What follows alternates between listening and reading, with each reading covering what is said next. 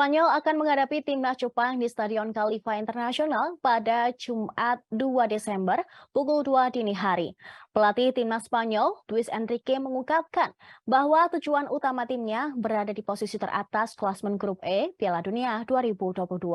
Pernyataan Luis Enrique tersebut diungkapkan setelah menghadiri konferensi pers di Qatar National Convention Center, Doha pada hari Rabu. La Roja saat ini berada di puncak klasmen grup E dengan 4 poin dari 2 pertandingan. Sementara itu, Jepang membayangi di urutan kedua dengan perolehan 3 poin. Terdapat beberapa pihak yang berpendapat bahwa Spanyol akan lebih beruntung jika berada di urutan kedua untuk menghindari kemungkinan laga perempat final kontra Brasil.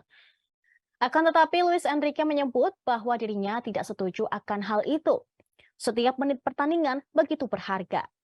Bahkan menit-menit terakhir bisa dimanfaatkan untuk mencetak gol kemenangan atau penyeimbang. Bagi dia, pikiran dan motivasi untuk meraih juara sangatlah penting. Skuadnya sangat siap untuk menghadapi laga kontra Jepang. Pelatih Spanyol ini turut memuji para pemainnya yang sudah berjuang hingga saat ini. Enrique menyebut skuadnya akan sangat mumpuni, tidak ingin hanya finish di urutan kedua. Sebaliknya, La Roja ingin menutup laga dengan posisi teratas. Menyinggung babak perempat final, Enrique menyebut skuadnya mungkin akan bermain melawan Brasil. Namun pertama-tama mereka harus mengalahkan timnas Jepang. Diketahui Jepang telah mengalahkan Jerman di pertandingan pertama mereka pada hari Rabu 23 November lalu. Namun di pertandingan berikutnya mereka kalah 1-0 dari Costa Rica pada hari Minggu 27 November.